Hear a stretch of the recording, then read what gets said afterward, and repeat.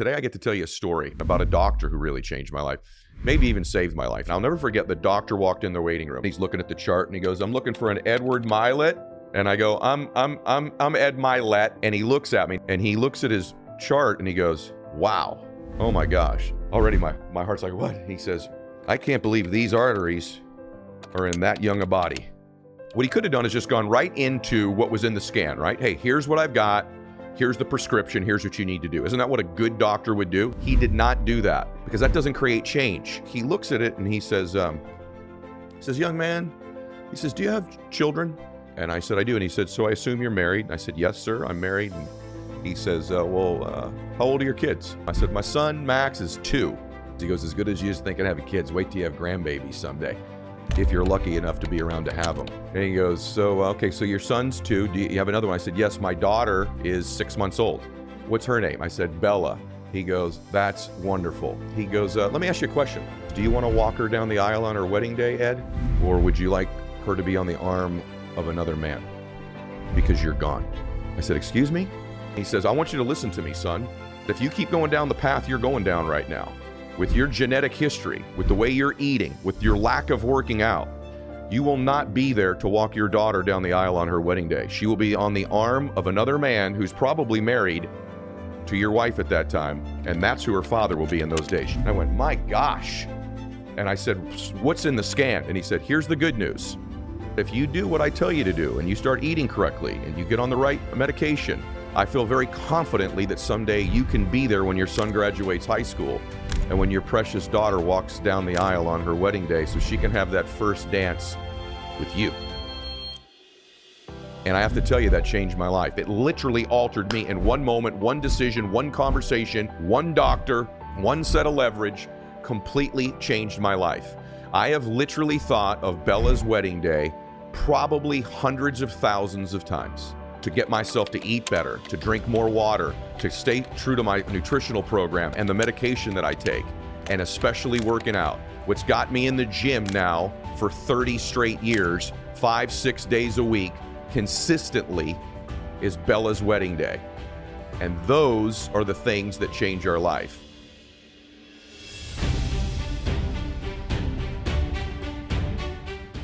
So hey guys, are you frustrated with where you're at right now? Maybe stunted in your progress? Well, if you are, I want to recommend a place for you to go called Growth Day. growthday.com/Ed. It is the #1 personal development app on the planet. It's got all kinds of high performance techniques in there, courses, accountability, journaling, live speeches from some of the top influencers in the world, including me. It's an overall environment to change your life. growthday.com/Ed. Welcome back to the show, everybody. It's so great to be with you again this week. And today I get to tell you a story. I think you're going to enjoy this. And my hunch is you probably won't forget it very soon. I certainly never will. It's a 20-year-old story that really changed my life, and about a doctor who really changed my life, maybe even saved my life, you could argue. It's ironic because only a few episodes ago, I did an entire episode with my current 2 doctors who I do credit with saving my life, and about my heart and the fact that, you know, I've got some arterial sclerosis, and that they sort of intervened and helped me make the decision that I need to just downshift and slow down a little bit. And so, for example, like a lot of the podcasts I'm doing are now from home in my studio here. I've cut my speaking schedule down by about 50-60%. My one-on-one coaching is reduced very small. I'm doing more group coaching now. I'm doing some one-on-one, but not a lot. I'm not doing any social media stuff for a while. Just all the grind of the day-to-day social, traveling and my speaking, my businesses, the coaching, all of that. I had to downshift and focus on my health. And I actually have had to do that twice, because I had no focus on my health like many young people. So this story is a little bit about health, but it's more about how to change things, how to get leverage, how to go from being one way to being another. And I think this story is very illustrative of how exactly you do that, and how one person can change your life if they understand how to persuade and influence. So I'll take you back about 20 years ago, and I'll get most of the details right. It is 20 years old, but the important things are like burned into my memory. So I had an uncle that had passed away of a heart attack very young. And so when that happened, I just started to, I said this premonition, like, well, I should just go check on my own heart, my own health. And so at the time, there were these new scans that had just come out where they'd inject this dye in you and they could look into your arteries and see different plaque accumulation in your arteries. And so they were hard to get into in those days. So anyway, I went in and I scheduled the scan, and The day I did the scan was really interesting. I had no focus on my health. I'm 33 years old, I think, at the time.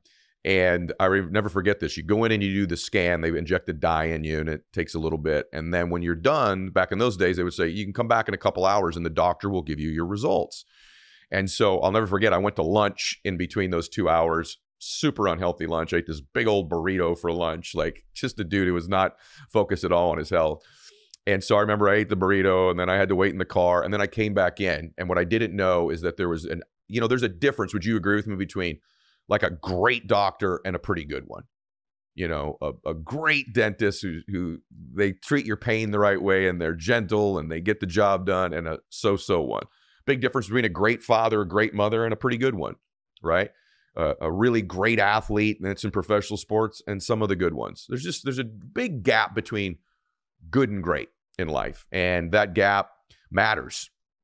And thank God that day I ran into a great doctor who understood persuasion and influence, which is really what we're going to talk about today. How do you persuade and influence yourself to create change?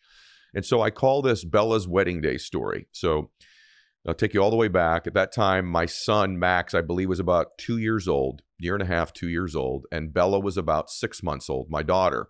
And it's important that you understand their ages to give you context for the story. So anyway, I come back in and I'm in the waiting room and there's 2 people in the waiting room. And I'll never forget, the doctor walked in the waiting room and he immediately started to play me, but I didn't know he was playing me. He pretended not to know who I was. So I remember him walking in, he had these glasses on and he had this chart. And he's looking at the chart and he goes, I'm looking for an Edward Mylett. And I go, I'm Ed Mylett. That's me. And he looks at me. Now, by the way, what I didn't know at the time is he already knew who I was because he had seen me doing the scan. But he was already starting to get persuasion and influence and leverage on me because he knew how important it was that I make this change. You understand? He knew how important it was that I make the change. And change isn't easy. Change is an all-in job. And he understood that. And so, Edward Mylett, I'm Ed Mylett, and he looks at his chart and he goes, wow, oh my gosh. Already my heart's like, what? He says, I can't believe these arteries are in that young a body. I was like, oh my gosh. He goes, yeah, come on back. So he's already got my attention. If you're in sales or something, right? He's got my attention. If you're just trying to sell yourself on change, you have to get your own attention. He got my attention. I was hoping there was nothing in the scan, right? So now we're walking all the way back and he doesn't turn around. We get all the way back. And now my heart's actually starting to race and I'm kind of concerned. And he sits down and I sit down, and remember, he crosses his legs. He was an older man. And he says, now what could he have done? What he could have done is just gone right into what was in the scan, right? Hey, here's what I've got. Here's the prescription. Here's what you need to do. Isn't that what a good doctor would do? Here, let me tell you what I see. Let me tell you what the prescription is. Thanks for coming in. He did not do that because that doesn't create change. It doesn't create change even with yourself if you go, look, I really know I need to do something. So I'm going to write it down and then I'm going to get a game plan and then I'm going to go do it. I'm going to write my goals down. I'm going to write a strategy down. I've got a battle plan. I'm going to go do it.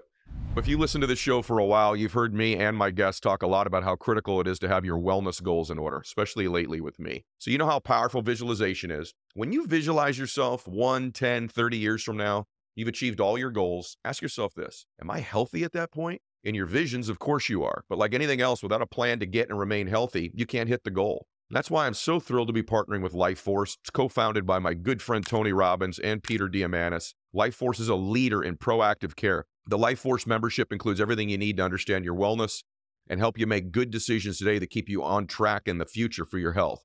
Listeners of my show get $250 when they first sign up for their membership by going to mylifeforce.com/ed. That's mylifeforce.com/ed. Take control of your wellness with Life Force and see what the healthiest version of you actually looks like and is capable of. These products and statements have not been evaluated by the Food and Drug Administration. These products are not intended to diagnose, treat, cure, or prevent any disease. Unfortunately, that's not what creates change. It's part of it, but that's not what creates change. We'll go through what the takeaways from the story are in a minute. But what you have to do is get leverage to create change. And so he looks at it and he says, young man, he says, do you have children? And I said, I do. And he said, so I assume you're married? And I said, yes, sir, I'm married. And he says, how old are your kids? And I think they were 2 and 6 months at the time. I said, my son, Max, is 2. And he goes, I bet he's the apple of your eye. I said, oh, man, it's the greatest thing I've ever done in my life is having my kids. He says, yeah, me too. Mine are in their 30s now. I've got a couple grandbabies. He goes, as good as you just thinking of having kids, wait till you have grandbabies someday. And then he goes, if you're lucky enough to be around to have them. I went, huh. And he goes, so, okay, so your son's 2. Do you have another one? I said, yes, my daughter is 6 months old. And what's her name? I said, Bella. He goes, that's wonderful. He goes, let me ask you a question. Now, he hasn't even got to what's in here yet. He goes, let me ask you a question. He goes, you want to be there when your son graduates high school, son? I said, excuse me? He says, I asked you if you would like to be there the day your son graduates high school, which is like in 16 years. I said, well, yes, sir. I want to be there and I plan on being there. He goes, uh-huh. Okay. He goes, your daughter, and I melt over my daughter, right? And he says, so Bella, he says, let me ask you a question. And he says, I want you to really picture this and think about it. He goes, do you want to walk her down the aisle on her wedding day, Ed? Or would you like her to be on the arm of another man because you're gone? I said, excuse me? He said, I'm asking you if it's okay with you that some other man walks your daughter down the aisle on her wedding day. And I said, what? I said, wait a minute. No, of course. I said, what's in the scan? What is in that damn scan? Right? He's got total leverage over me. You want to get leverage over a dad? You talk about his daughter and their wedding and not being there. Right? And he says, I want you to listen to me, son. He said, if you keep going down the path you're going down right now, with your genetic history, with the way you're eating, with your lack of working out, you will not be there to walk your daughter down the aisle on her wedding day. She will be on the arm of another man who's probably married to your wife at that time, and that's who her father will be in those days. You will be nowhere near close to that wedding day. And I went, my gosh. And I said, what's in the scan? And he said, here's the good news. The good news, young man, is, now that I've got your attention, is that if you do what I tell you to do and you start eating correctly and you get on the right medication, the right nutritional program, you start eating the right way, you start doing the things I tell you to do, I feel very confidently that someday you can be there when your son graduates high school and when your precious daughter walks down the aisle on her wedding day so she can have that first dance with you.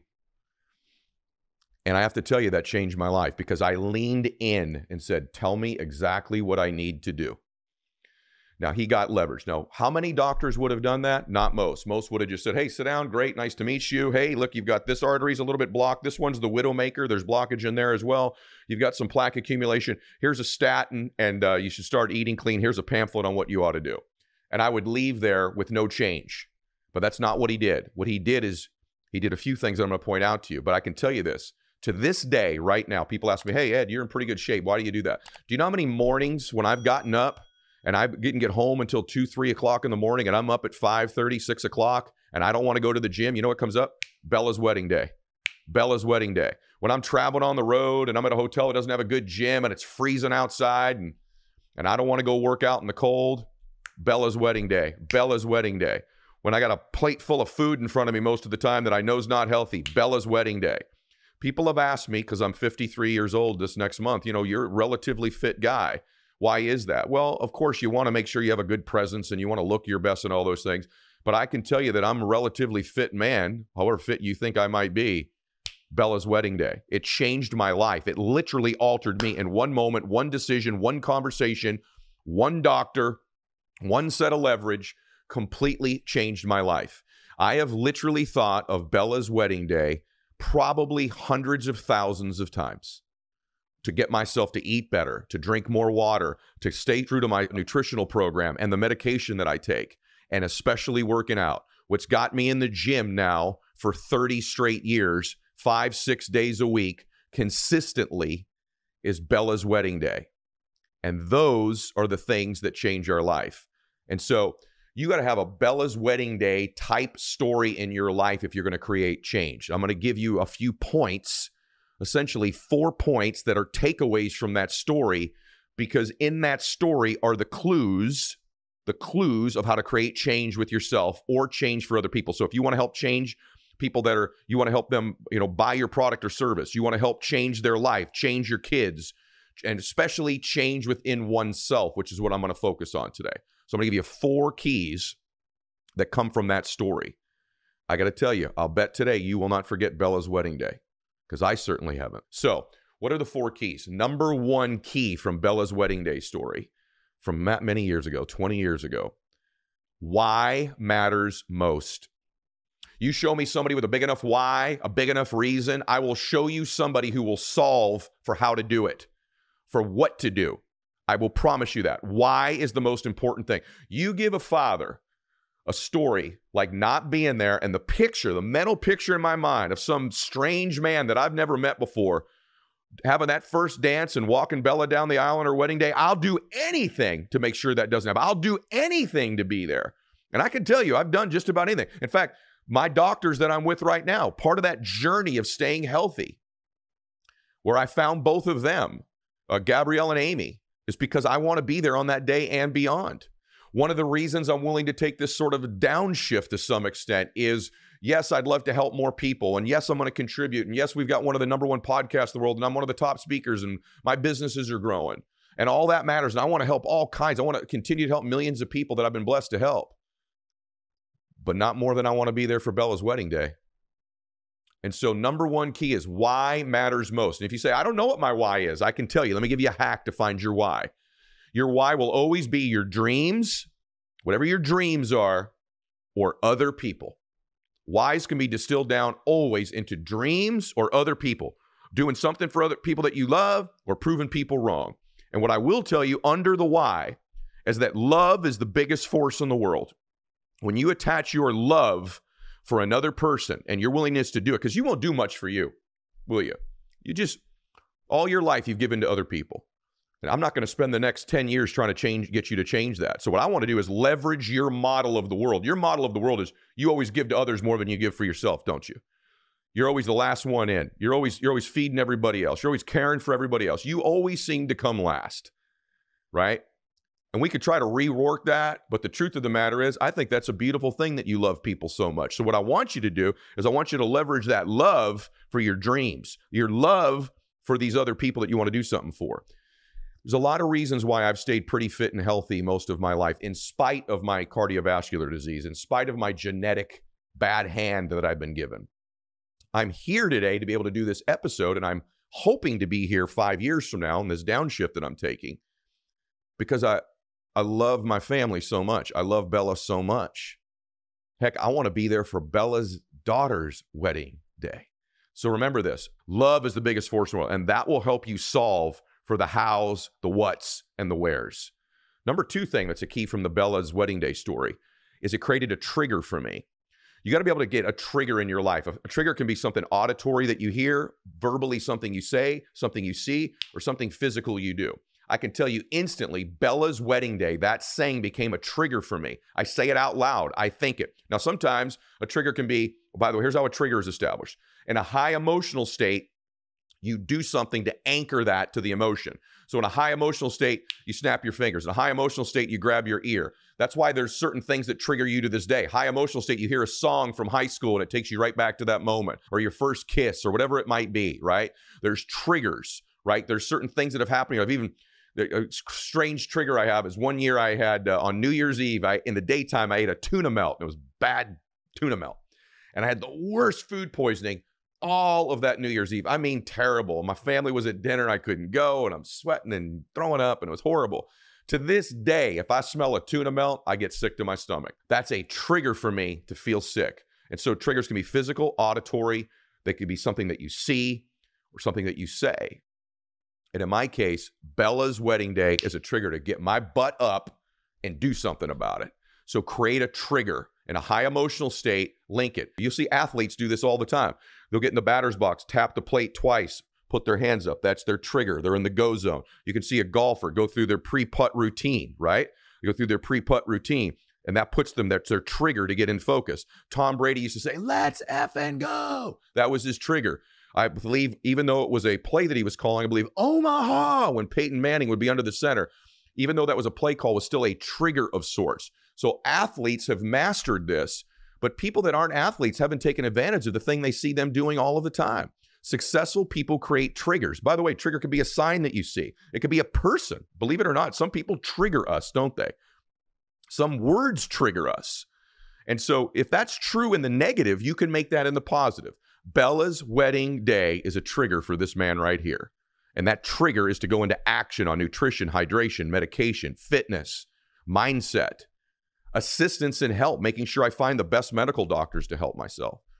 So that's key number 2. Key number 3 is this: leverage is influence. You have to learn how to get leverage on yourself, or if you're going to persuade or lead people, you have to learn how to create leverage with them. Leverage is pain or pleasure, which we'll talk about next. So remember this theory: facts tell, stories sell. Facts tell, stories sell. What that doctor did that day that was so brilliant is he told me a story, all the way starting with, I can't believe these arteries are in that young a body. All the way to the back. You going to be there for your son's high school graduation?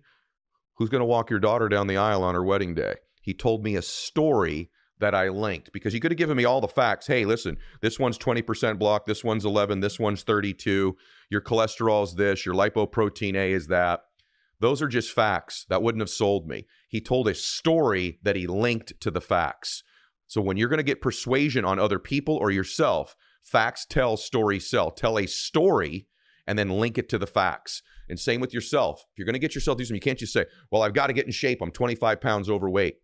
That's not a story. Tell yourself a story about, I'm going to become an Adonis. I'm going to be transformative. This is going to be my testimony. You begin to tell a story to yourself linked up with the facts. Leverage is influence. When you get leverage, that doctor had leverage on me. My daughter was leverage. My son was leverage. My eminent passing that he was creating in my mind was leverage. Those arteries being in that younger body, he created leverage, which made me open to change.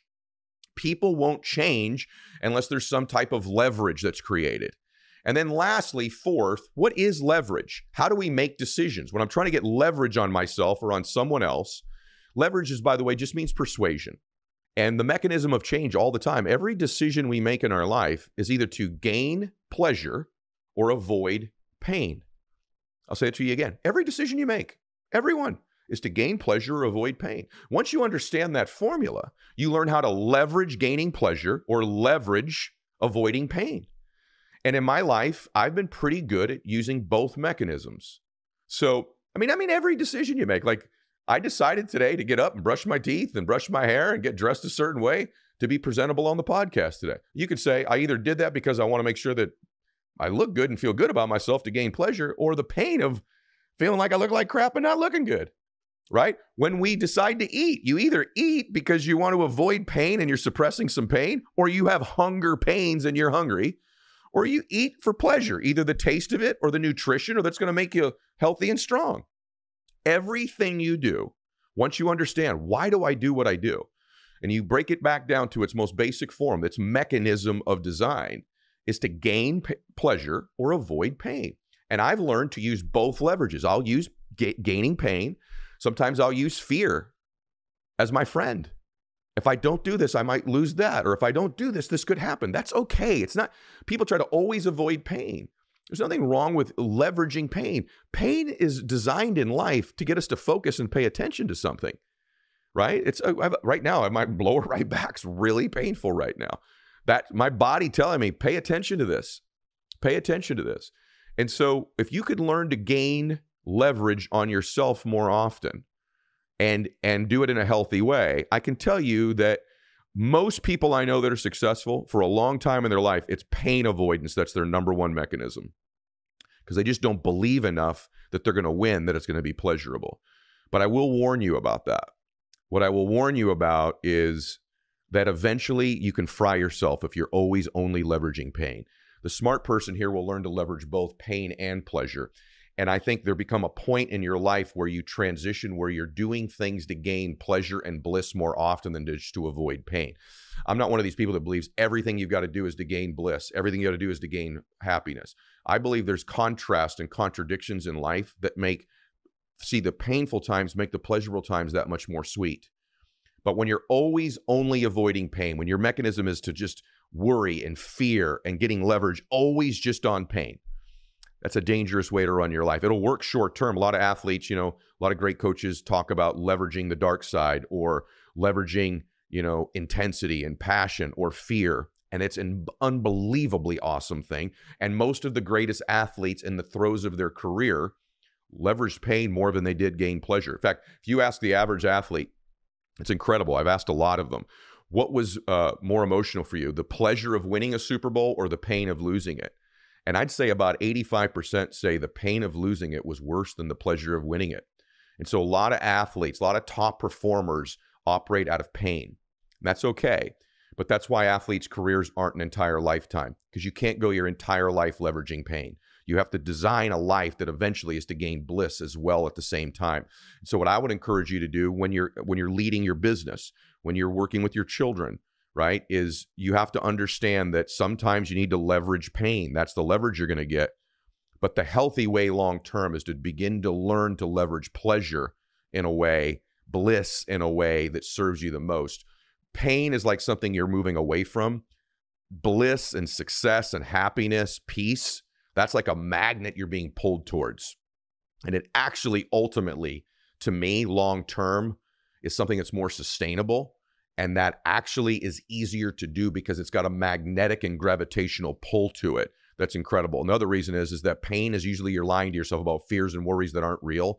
That vibrates at a low frequency, whereas pleasure and bliss is speaking the truth to yourself, and that truth vibrates at the highest frequency. So without getting into the weeds on it, let me just say to you that you can leverage pain and pleasure. And once you understand that's why you make every decision, you can begin to unpack why you do the things you do and how to rework it, rewire yourself so you do the things that serve you, that serve your goals, serve your ambitions, serve your happiness, serve your success, serve your family, serve your body. And so let's review those 4 things just one more time in order. Number 1, why matters the most. Focus on why. Get leverage with your why. Number 2, make sure that you're creating triggers. Triggers are something that can put you right into the state of performance that you need. 3rd, leverage is influence. Facts tell, stories sell. And 4th, understand why you do what you do. It's to gain pleasure or avoid pain. And once you get that, now you know how to create leverage on yourself or in any environment that you're in. So I'm excited to tell you that I'm still in the battle to be there on Bella's wedding day, because I know why I want to be there. And I've created some triggers that serve me in doing it. And I've understood the leverage I've got. Facts tell, stories sell. I've got Bella's wedding day on my mind all the time. And I know how to leverage pain, and I know how to leverage pleasure. I believe this is a formula to create change in your life. And I hope that it served you today, so that whatever it is, that big dream you've got, that thing you want so badly, that you've sown a seed into yourself that's going to harvest someday and be a beautiful moment in your life, a beautiful time. I've given you some of the strategies and tactics in order to make that dream in your life a reality. All right, I hope today blessed you. Thank you so much for being here. Max out your life.